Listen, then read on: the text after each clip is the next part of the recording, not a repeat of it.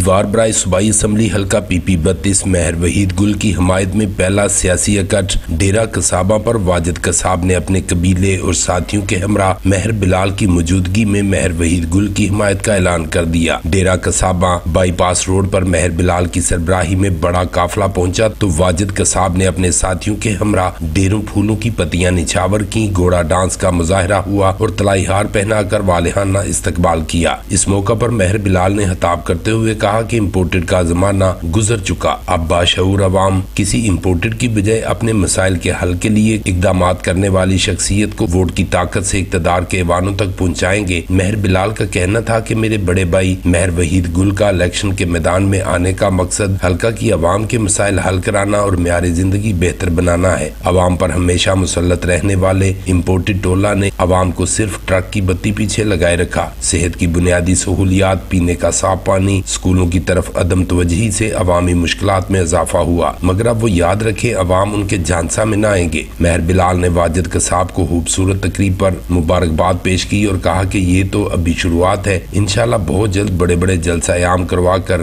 مخالفین کو بتائیں گے کہ یہ حلقہ شرافت، دیانتداری اور عوامی محبت سے سرشار لوگوں کا حلقہ ہے۔ انشاءاللہ مہر وحید گل عوام کے ووٹ کی طاقت سے اقتدار کے ایوانوں میں پہنچ کر عوامی منگوں کی ترجمانی کریں گے۔ جلسہ عام سے خطاب کرتے ہوئے میزبان واجد قصاب نے کہا کہ مہر برادران کا سیاست کے میدان میں آنا دراصل عوام کے دلوں کی آواز ہے، انشاءاللہ ان کی کامیابی کے لیے اپنے تمام تر وسائل بروئے لائیں گے۔ جلسہ عام سے راجہ رفیع الحق چرال، راجہ مظفر حسین چرال، زین کنٹ، زہیب بٹ اور دیگر نے بھی خطاب کیا اور کہا کہ مہر وحید گل اور مہر بلال کی فلاحی خدمات کا پہلے بھی زمانہ موترف ہے، جنہوں نے اپنی ذاتی گراہ سے رقم خرچ کر کے عوام کے حقوق کے لیے اقدامات کیے۔ اسٹیٹ سیکرٹری کے فرائض شاہد محمود عزیر نے ادا کیے، جبکہ تلاوت کلام پاک کی سعادت ملک ناصر محمود نے حاصل کی۔ اس موقع پر ملک پاکستان کی ترقی اور خوشحالی کے لیے بھی دعائیں کی گئیں۔ پرنس شاہد بھٹا، BB1 نیوز، جلال پور جٹا۔